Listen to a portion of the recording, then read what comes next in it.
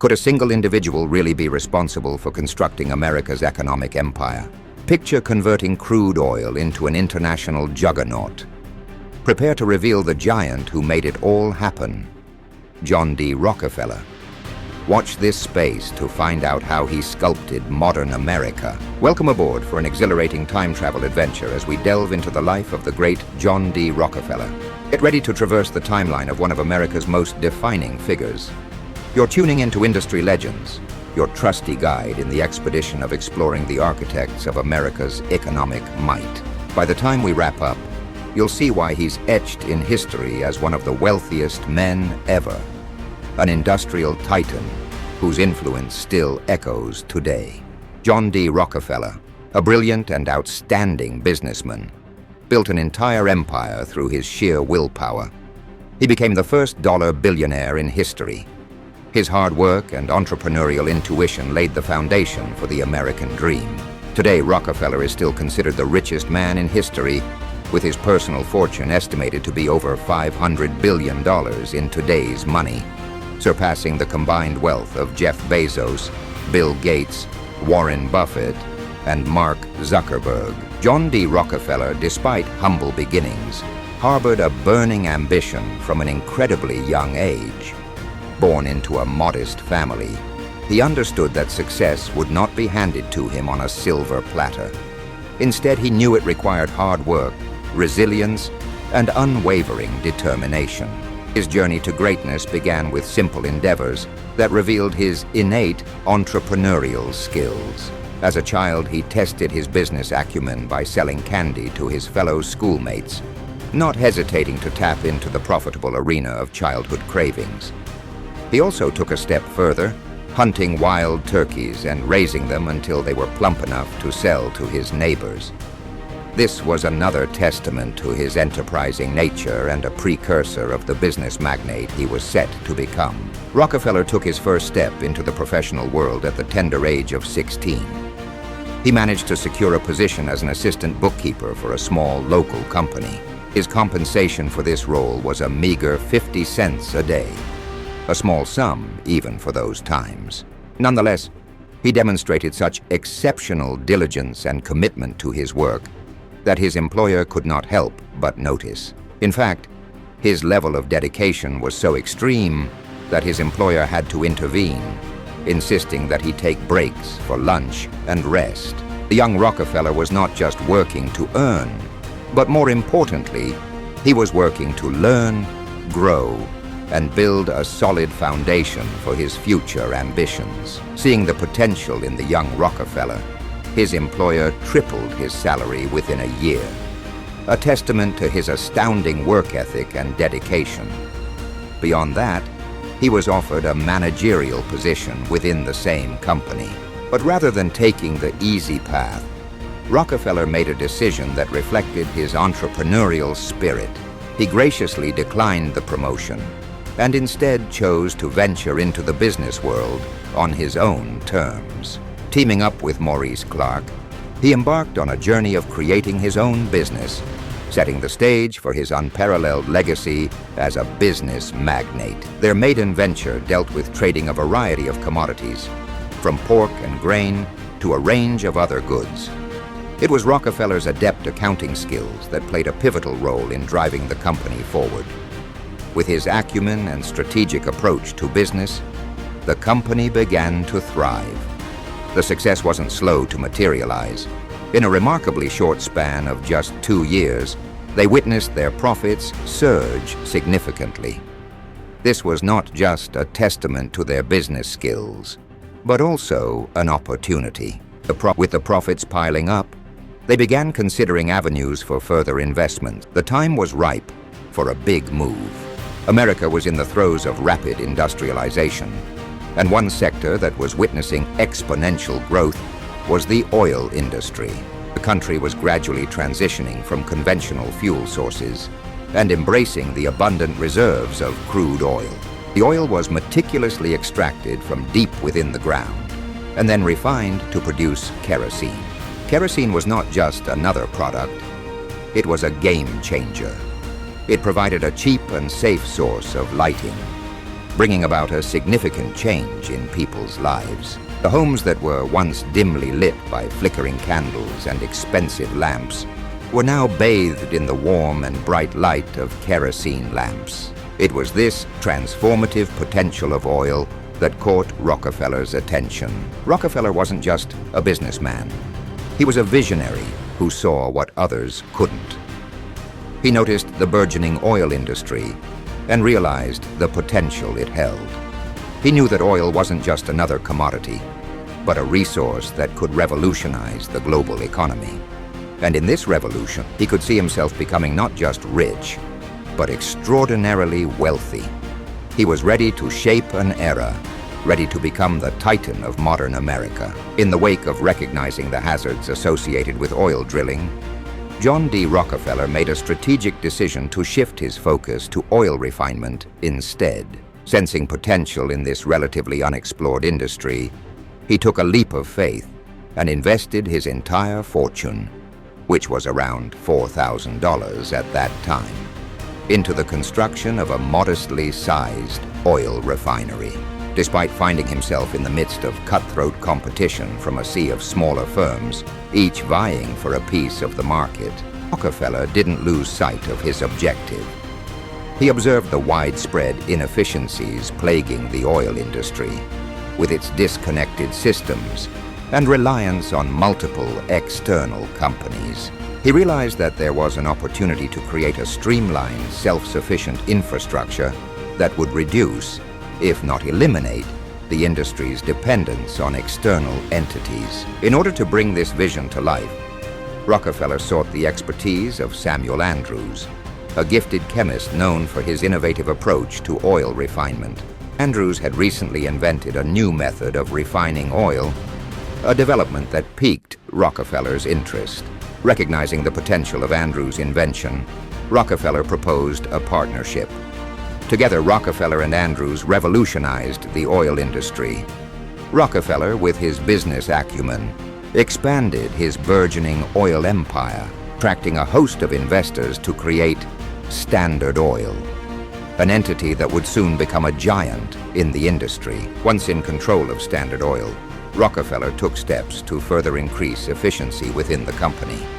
He established an almost waste-free production process, a feat virtually unheard of at the time. This not only optimized resource utilization, but also afforded the company a significant competitive advantage. The process involved the ingenious use of what were previously considered waste products. Under Rockefeller's leadership, these wastes were turned into profitable goods such as paraffin, tar, and Vaseline, each of which found its own market niche. In this way, Rockefeller not only shaped his business, but left an indelible mark on the entire American oil industry, setting a precedent for efficiency and innovation that still resonates today. John D. Rockefeller was a shrewd businessman, with a knack for making the most out of every situation. In his quest to make kerosene the most in-demand product in the United States, he negotiated with railroad magnates, securing substantial discounts that would allow him to transport his kerosene across the country. Despite already attaining a significant edge, Rockefeller's relentless drive for success meant he was not simply content with one advantageous deal. He recognized the potential in every American train as a carrier for his product, expanding his reach and influence. Rockefeller's strategic mind did not stop at transportation discounts. Observing the landscape of the industry, he cunningly struck a partnership with a competing railroad company on even better terms. It was a masterstroke, pitting the two railroads against each other in a competition for his business. This move served to maximize his advantage, giving him unrivaled bargaining power in the oil transportation sector. As the oil extraction industry boomed, the market soon experienced an oversupply, leading to a drastic plunge in oil prices. Given the potentially ruinous impact of this crash, many oil companies stood on the brink of devastation. However, for Rockefeller, this crisis presented an opportunity. Acting decisively, he began acquiring these struggling competitors. Rockefeller made them an offer they couldn't refuse: join forces with Standard Oil. his burgeoning empire, or face imminent ruin. It was a stark choice. But for most, the decision was clear. The majority chose to merge their businesses with Standard Oil, receiving shares in the company in return. This strategy allowed Rockefeller to consolidate power, strengthening his monopolistic control over the oil industry while simultaneously saving these companies from the brink of collapse. Rockefeller's ambitious maneuvers and strategic partnerships truly shaped the course of modern America's oil industry. In the face of mounting opposition from the railroad companies, who had grown increasingly displeased with lower transportation prices, it became clear that the only way forward for Rockefeller was to innovate. These companies had grown bolder, banding together and conspiring against his empire, deciding to raise prices for the transportation of his precious oil.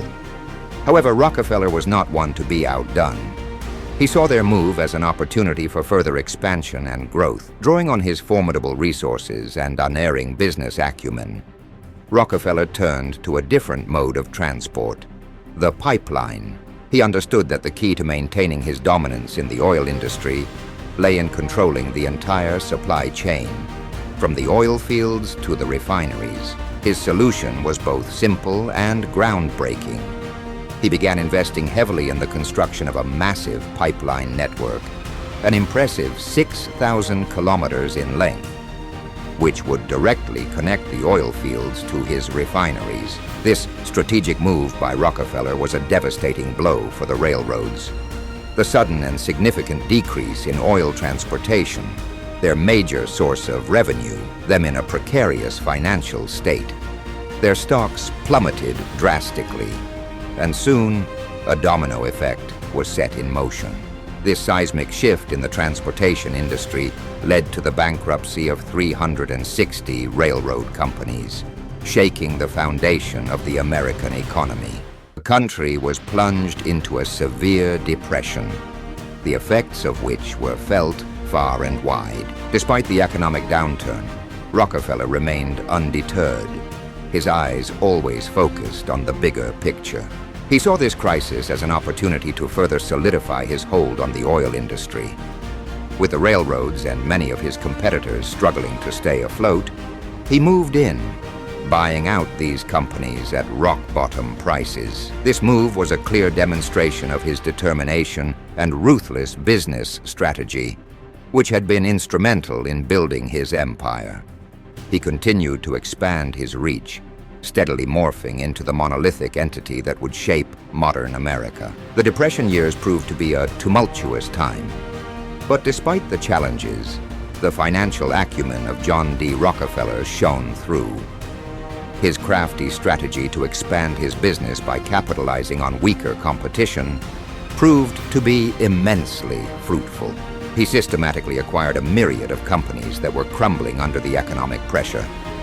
This strategic move, although risky, eventually led to the creation of an empire that was not only the largest in the oil refining industry, but also held the title of the largest business empire across the United States. However, amidst his triumph, there was a formidable adversary who had weathered the economic storm. This was none other than the powerful railroad magnate, Tom Scott. Scott had managed to keep his railroad business afloat during the tough Depression years. Once the worst of the Depression was over, Scott eyed the lucrative oil refining industry and saw it as an opportunity to challenge Rockefeller's dominance. Scott had a well-thought-out plan.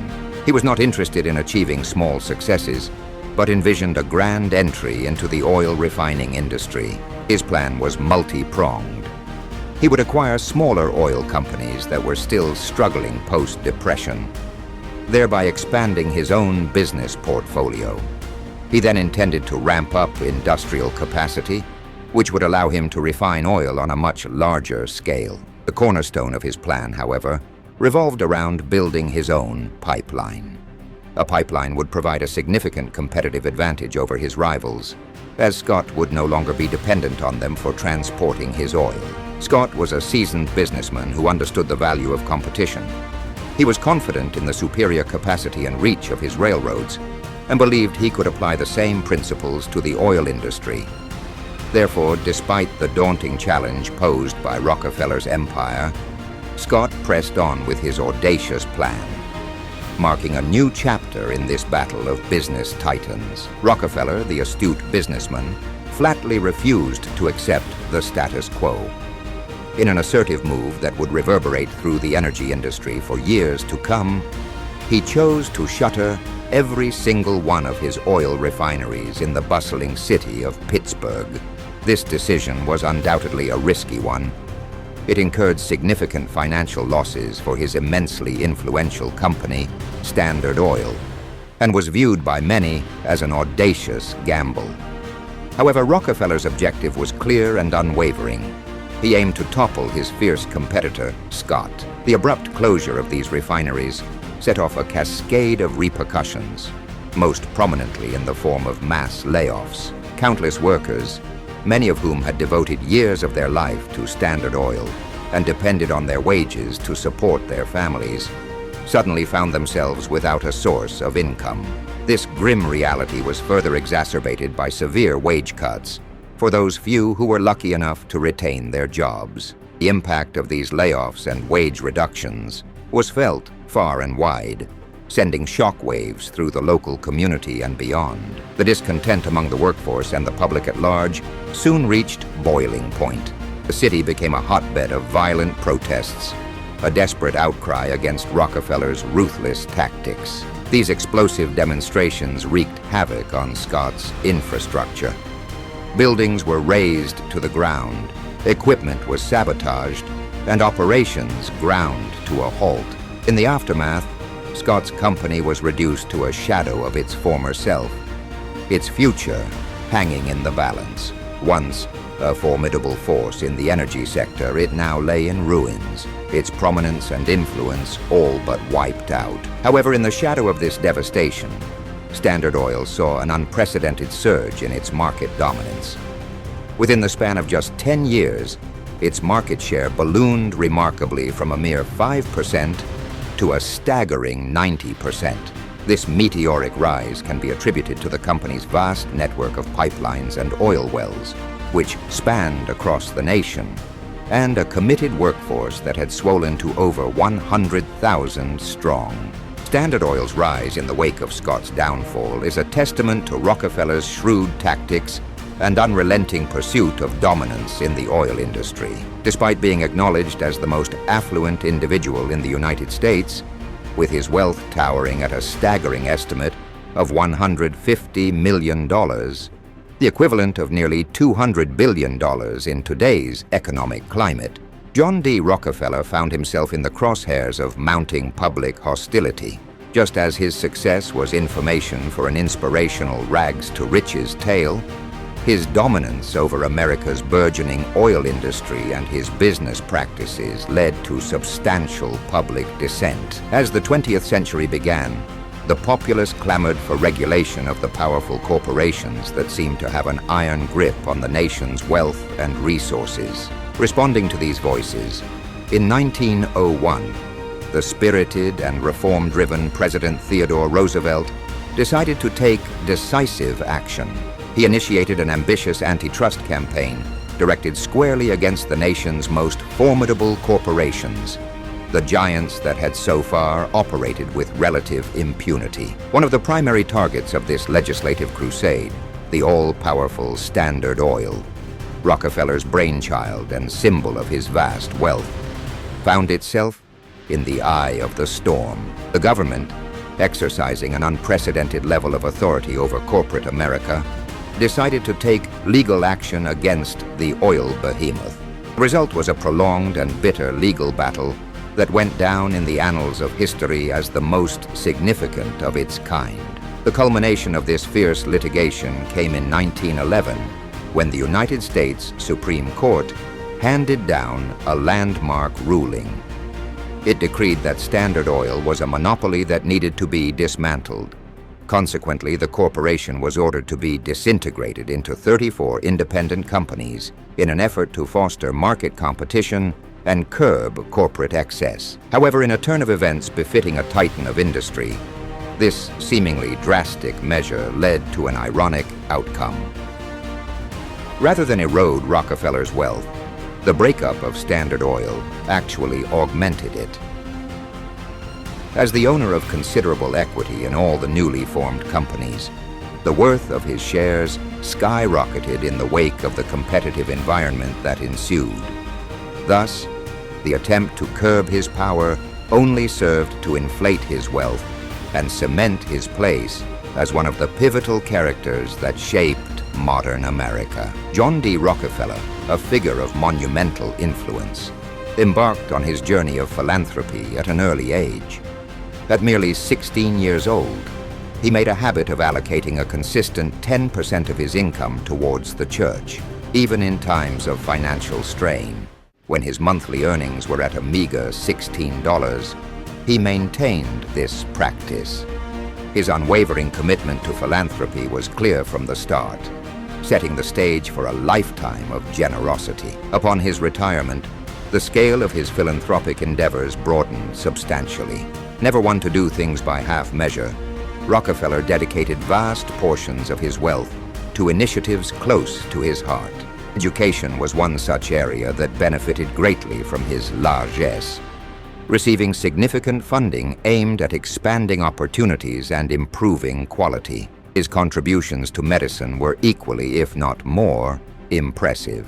His substantial donations were instrumental in advancing medical research and healthcare services, cementing his position as a benefactor of immense import in the sector. Rockefeller was also a passionate patron of the arts. He channeled substantial funds into nurturing, preserving, and promoting artistic endeavors, underscoring his belief in the importance of cultural enrichment. Even after his demise, the philanthropic work initiated by Rockefeller didn't halt. His established foundation continued to play a pivotal role in supporting public health. Living until the ripe age of 97, he left behind an indelible influence in the form of contributions exceeding $100 billion to various charitable causes. Thus, the narrative of John D. Rockefeller encapsulates the paradox of his being a relentless titan of business, often perceived as ruthless, but also a philanthropist of unprecedented scale and sincerity. This dual nature is reflected in his lasting legacy that continues to shape modern America. Was John D. Rockefeller an embodiment of evil or a brilliant entrepreneur? His life and career remain subjects of debate. Share your thoughts in the comments. Get ready to set sail on another captivating journey, this time into the life of John D. Rockefeller. The extraordinary tale of Rockefeller is a testament to the sheer might of an individual's willpower and vision. It's a remarkable story of transformation from humble beginnings to becoming a titan of industry that forever changed the economic landscape of a nation. His colossal impact resonates even today through the institutions he nurtured and the innovative business practices he spearheaded. So make sure to subscribe to our channel. Let's not just read history, let's feel it, let's live it, and let's learn from it. Don't miss our next video, which promises another riveting, deep dive into the life of a different titan who has left an indelible mark on the modern world. Stay tuned. History is waiting to be discovered, and be ready to be inspired by the bold, the daring, the game changers who shaped the world we live in. The past is filled with stories that can catalyze your future. Let's explore, let's grow, and let's make history together.